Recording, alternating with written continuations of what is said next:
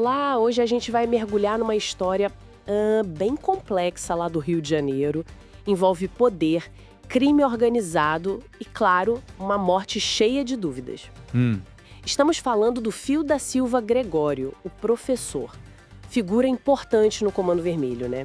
A nossa conversa parte de uma notícia do portal R7. Exato. Uma figura bem conhecida. E o objetivo aqui é tentar entender melhor as circunstâncias, as suspeitas em torno da morte dele. Porque, assim, o professor não era um membro qualquer, né? De forma alguma. Apontado como terceiro na hierarquia do CV e, olha só, um fornecedor-chave de armas. Isso é crucial. Extremamente. E a primeira versão que surgiu, que veio de uma suposta amante, foi de suicídio. Só que a polícia tá com o pé atrás, então vamos tentar desempacotar isso. De uma figura como essa, Sim. pensa no papel dele. Fornecer armas não é só logístico, é estratégico. Quem controla ou facilita o fluxo de armas controla uma parte enorme da capacidade de agir da facção. Claro, o poder de fogo. Exato. Então, a perda dele não é só de um líder, mas de um nó vital na rede do Comando Vermelho, sabe?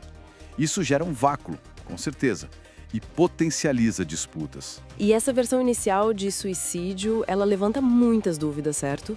A amante disse que ele se matou, entregou até a arma, segundo a notícia. Mas a Polícia Civil não comprou isso logo de cara.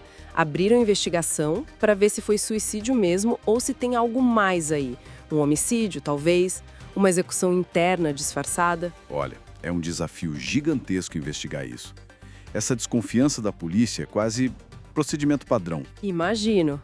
Mortes assim, em posições tão altas no crime, raramente são simples. A hipótese de um assassinato maquiado de suicídio, isso é sempre muito forte. A tal queima de arquivo que você mencionou. Exatamente.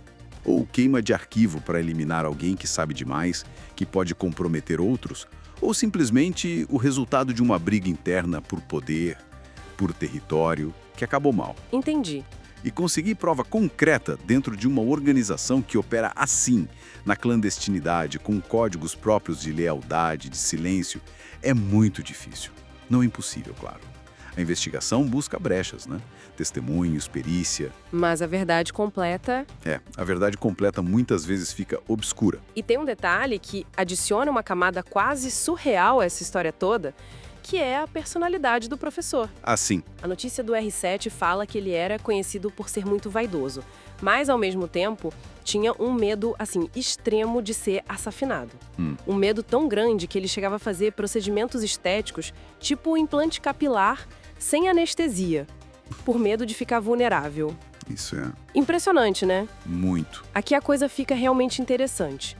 Essa recusa da anestesia é um detalhe fortíssimo. Exato. Pode parecer um detalhe pequeno, mas eu acho que diz muito sobre ele, sobre a vida que ele levava. Com certeza. Essa combinação de vaidade extrema com um medo paralisante da morte, isso meio que encapsula a tensão constante dessa vida. Uma contradição ambulante. Pois é, recusar a anestesia, preferir a dor física, a possibilidade, mesmo que remota, de ser atacado enquanto está apagado, né? É um sintoma claro da paranoia. Total. Da paranoia que deve consumir quem está no topo dessas hierarquias. Não tem confiança plena. O perigo vem de rival, da polícia ou até do aliado do lado. Vem de todo lugar. Se a gente conecta isso ao quadro geral, não vemos só um criminoso, mas um indivíduo vivendo sob uma pressão psicológica brutal. Onde a imagem é sobrevivência tão em conflito o tempo todo.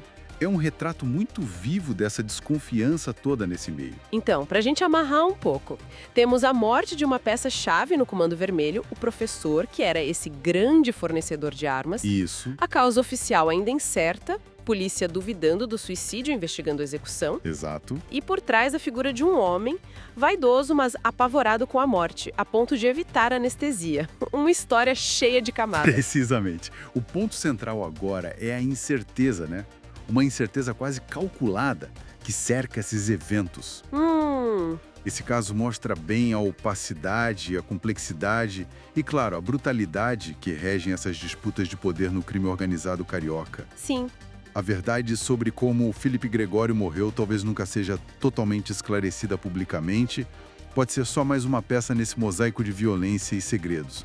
O que a gente sabe é que a ausência dele cria uma lacuna, e uma lacuna significativa. E essa lacuna, né? Ela deixa a gente com uma pergunta importante para pensar.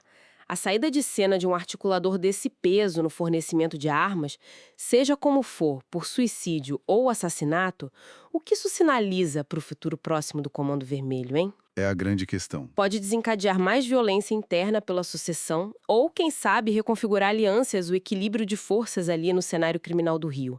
É algo que com certeza vai ter desdobramentos. Fica aí a reflexão.